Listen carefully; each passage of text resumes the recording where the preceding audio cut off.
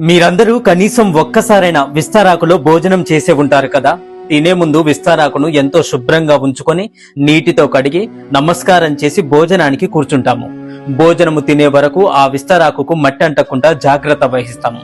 విస్తారాకులో భోజనం తిన్న మరుక్షణమే ఆ విస్తారాకును మడిచి ఎక్కడో దూరంగా పడేస్తాం. మనిషి జీవితం కూడా అంతే. ఊపిరి పోగానే ఊరి బయట పారేసి వస్తాం. విస్తారాకు పారేసినప్పుడు ఎంతో సంతోషపడుతుందంట. ఎందుకో తెలుసా?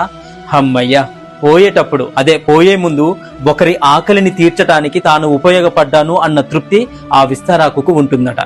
మనం తిని పడేసే విస్తారాకు కూడా మనకు ఇక్కడ ఎంతో జ్ఞానాన్ని పంచుతుందని అర్థం చేసుకోవాలి. విస్తారాకు పోయే ముందు ఒక మనిషి ఆకలిని ఎలా తీరుస్తుందో మనుషులకు కూడా ఇతరులకు సేవ చేసే భాగ్యాన్ని ఇవ్వాలని ప్రతి ఒక్కరూ కూడా ఆ భగవంతుణ్ణి వేడుకోవాలి. సేవ చేసే అవకాశం వచ్చినప్పుడు మనమందరం కూడా తప్పకుండా సేవ చేయాలి. మళ్ళీ ఇంకెప్పుడైనా చేయొచ్చులే అనుకుని వాయిదా వేయకూడదు. ఆ అవకాశం మళ్ళీ వస్తుంది అనుకుంటే కుండ ఎప్పుడైనా పగిలిపోవచ్చు, మనం ఎప్పుడైనా పోవచ్చు. అప్పుడు విస్తారాకుకు ఉన్న తృప్తి కూడా మనకు మిగలదు. ఎంత సంపాదించి ఏం లాభం చెప్పండి? ఒక్క పైసా, కనీసం ఒక్క పైసా అయినా మనతో తీసుకొని పోగలమా?